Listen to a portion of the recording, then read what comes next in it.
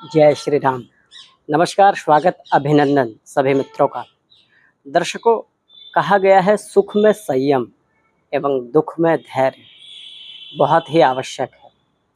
जब हमारा समय अनुकूल धारा में चल रहा होता है, सब कुछ हमारे सोच के अनुसार हो रहा होता है, उस समय सदैव हमको संयमित रहना चाहिए।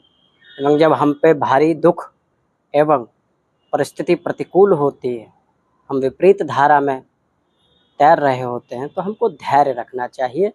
धैर्य सफलता की कुंजी है। आइए प्रारंभ करते हैं आज का कार्यक्रम।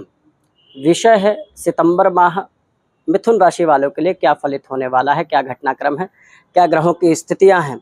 तो दर्शकों, 3 मुख्य परिवर्तन इस माह होने वाले हैं।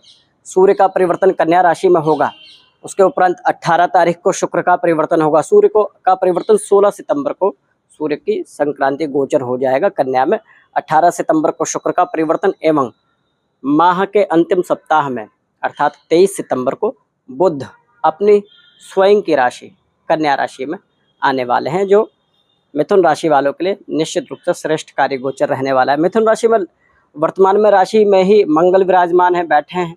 देखिए, मंगल का संबंध जब लग्न एवं राशि से होता है, विशेष रूप से लग्न से जब होता है, तो क्रोध की स्थिति बढ़ सकती है। ये ध्यान देने की आवश्यकता है कि इस समय अपने क्रोध पे, अपने चिड़चिड़े व्यवहार पे, यदि ऐसा हो रहा हो, आपको आभास हो रहा हो कि आपका गुस्सा बढ़ रहा है, तो उस पर आपको स्वयं का नियंत्रण रखना बहुत जरूरी है। मंगल ऊर्जा तो देते हैं। जब भी लग्न से मंगल का संबंध बनता है तो ऐसा व्यक्ति अति ऊर्जावान होता है। पूरे महीने लग्न में ही मंगल रहेंगे। मिथुन राशि से लाभपति मंगल होते हैं एवं लाभपति तो होंगे।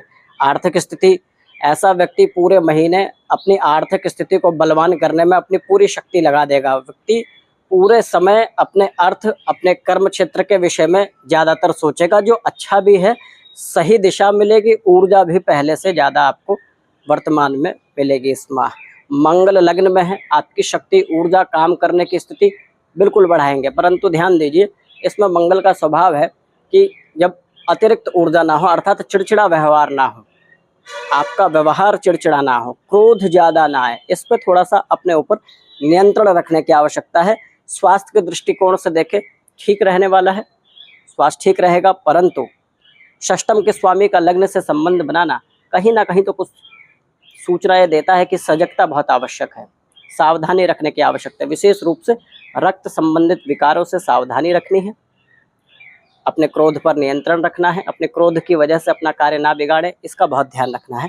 लेकिन लग्न लाभपति बनते हैं, इनका प्रभाव बुध की राशि में कल्याणकारी होगा, अच्छा होगा।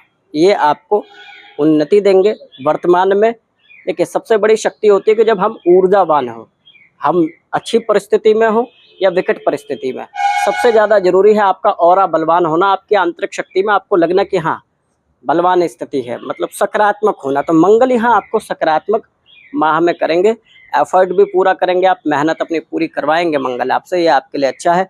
पराक्रम भाव में सूर्य पहले से ही विद्यमान है, बहुत अच्छी स्थिति है।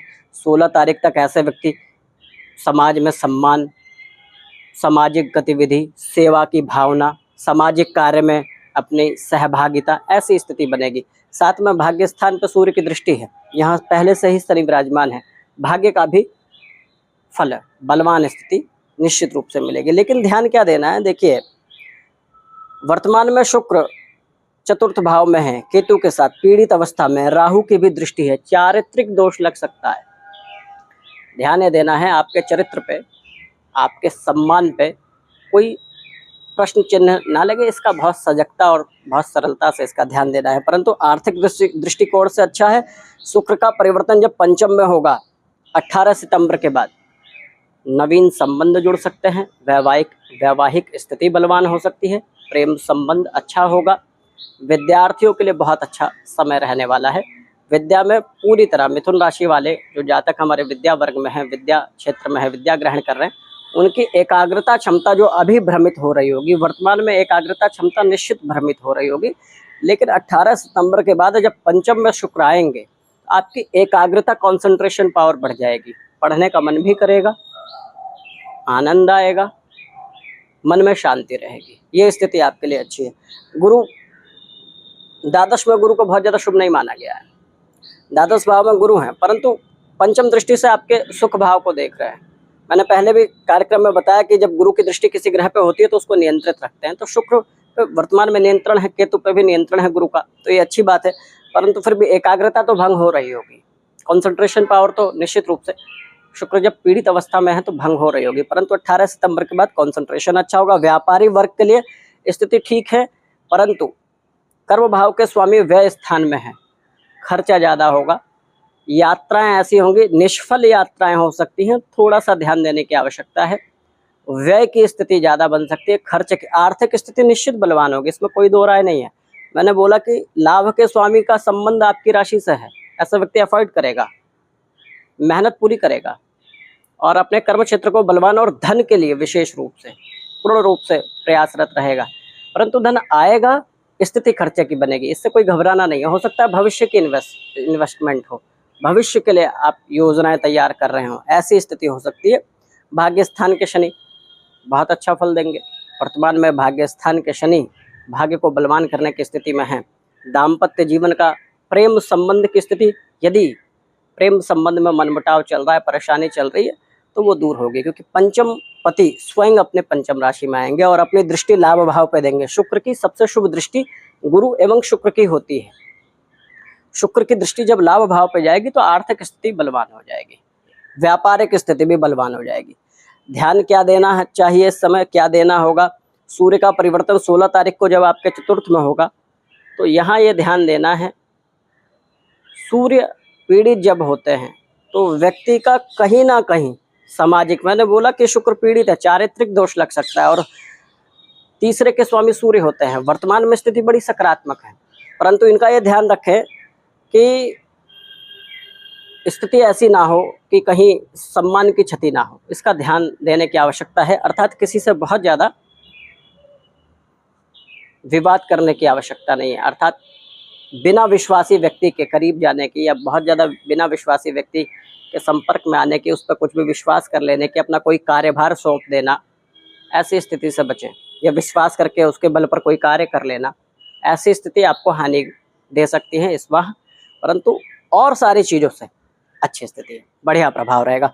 वैसे भी शुक्र का जब गोचर होने वाला है अपनी राशि में, तो ये आपके लिए बहुत अच्छा करेंगे। यात्राएं सुखद कर सकते हैं। ये होगा कि यात्राओं से, धार्मिक यात्राओं से लाभ मिलने की आशंका है, संभावना है। धार्मिक यात्रा, कार्मिक यात्राएं निश्चित रूप से व्यय का कारक बनेंगी। धार्मिक यात्राएं, धर्म की यात्राएं तो सदैव पुण्यवान होती ही हैं। करना क्या चाहिए? वर्तमान में माँ भगवती की शरण में रहें, माँ भगवती की उपासना करें, अधिक धन के लिए श्री सूक्त का पाठ प्रारंभ करें, इससे आर्थिक स्थिति निश्चित ही बलवान होती है। सूक्ष्म चर्चा है दर्शकों, कोई सुझाव, कोई प्रश्न आपका हो तो आप हमसे पूछें। अभी के लिए धन्यवाद।